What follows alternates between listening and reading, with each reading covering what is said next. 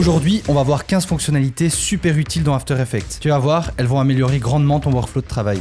Le point d'ancrage. Tu peux voir que sur ce layer, mon point d'ancrage est situé au centre de celui-ci. Par exemple, si j'appuie sur R et que j'effectue une rotation, tu vas voir que la rotation va se faire au niveau du centre. Maintenant, si je veux déplacer mon point d'ancrage, en allant cliquer sur cette icône ici, je peux alors déplacer mon point d'ancrage à l'endroit que je souhaite. La conséquence va être que, au niveau de la rotation dans ce cas-ci, le logo va tourner autour du point d'ancrage et non plus en son centre. L'animation de texte. Dans After Effects, tu peux créer tes animations de texte, bien évidemment, mais tu as déjà pas mal d'options disponibles. Tu vas dans le panneau effet, tu vas ensuite dans animation prédéfinie, preset, et là tu déroules le texte. Tu peux voir ici que tu as énormément d'animations de texte qui sont directement présentes dans After Effects. Une fois que tu en as choisi une, tu fais simplement un glisser-déposer sur ton texte. Configurer le motion blur. Donc dans After Effects, tu peux ici cocher cette icône pour ajouter du motion blur à ton déplacement. Mais tu peux aussi configurer la quantité de motion blur que tu souhaites. Donc pour ce faire, tu vas dans composition, paramètres de la composition, tu vas dans avancer, et là tu vois que ton obturateur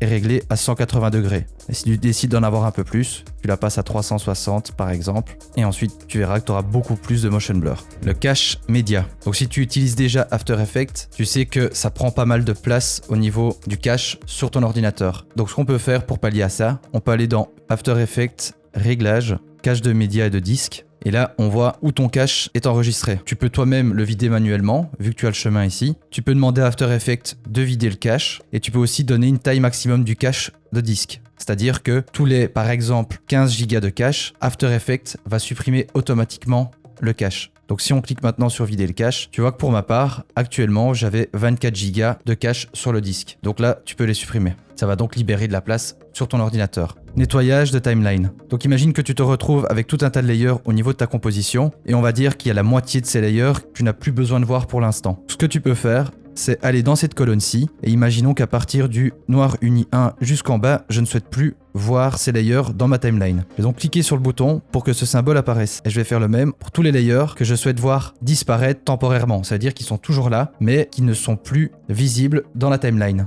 Une fois que c'est fait, je vais simplement cliquer sur le bouton ici. Tu peux voir que tous les layers sont partis. Si je reclique à nouveau sur le bouton, ils sont bien présents en fait dans ta composition. L'accrochage. Imaginons tu dois importer un deuxième layer à ta composition, que ce soit un autre logo ou peu importe. Ce que tu peux faire, tu peux aller cliquer sur accrochage ici au-dessus. Ça va te permettre en fait que le logo que tu as mis soit aligné avec le logo déjà présent. Les expressions. Alors il existe énormément d'expressions dans After Effects. Ici on va voir le loop out et le wiggle. Premièrement, le loop out. Donc comme tu peux le voir ici, tu as une animation de logo. Et imaginons que tu souhaites que cette animation continue au niveau de ton clip. Au lieu de t'amuser à dupliquer à chaque fois le layer ou bien de remettre des images clés, tu peux faire une pré-composition, transfère bien tous les attributs dans une nouvelle composition. Ensuite tu refais un clic droit, temps, activer le remappage temporel. Ensuite, tu restes appuyé sur Option Alt et là tu entres l'expression Loop Out. Et à présent, si on check, tu vois que ton animation continue tout au long du temps. Ensuite, on va voir l'expression Wiggle. Donc par exemple, j'ai fait une animation cette fois-ci sur la position.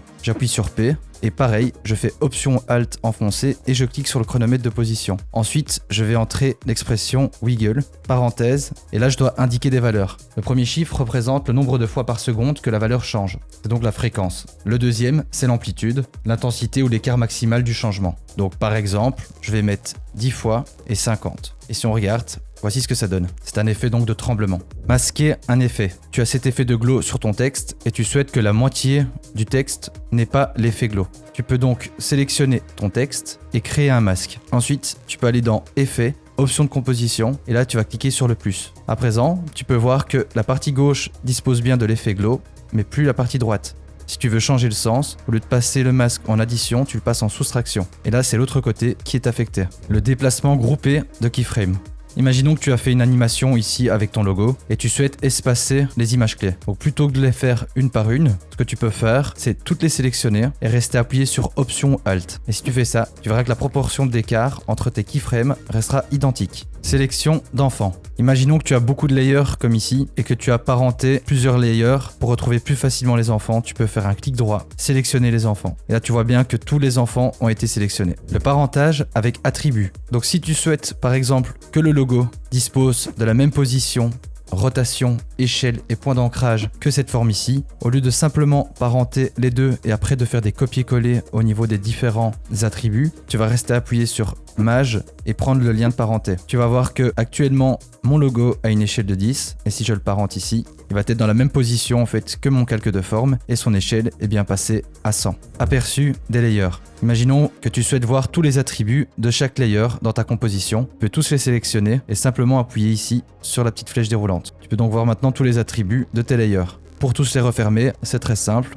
Tu peux faire un CTRL ou commande A et donc réappuyer ici sur la flèche. Si tu souhaites voir uniquement les layers où tu as dû appliquer tes keyframes, tu peux à nouveau tous les sélectionner et là tu appuies sur U. After Effects ne te montre que les layers où tu as eu des keyframes de sélectionner. L'ajout de marqueurs avec du texte. Dans ta composition, tu souhaites y ajouter un marqueur. Tu peux simplement le faire avec le raccourci clavier Option Alt étoile. Là, tu peux noter ce que tu souhaites et ton marqueur apparaît directement. Le temps entre deux keyframes. Dans ton layer, tu as placé 2 keyframes et tu veux connaître le temps exact qu'il y a entre ces 2 keyframes. Tu restes appuyé sur Option Alt et tu cliques sur la première keyframe ainsi que sur la deuxième keyframe. Dans le panneau Info, tu vas pouvoir voir maintenant que l'intervalle entre les images clés est d'1 seconde 22.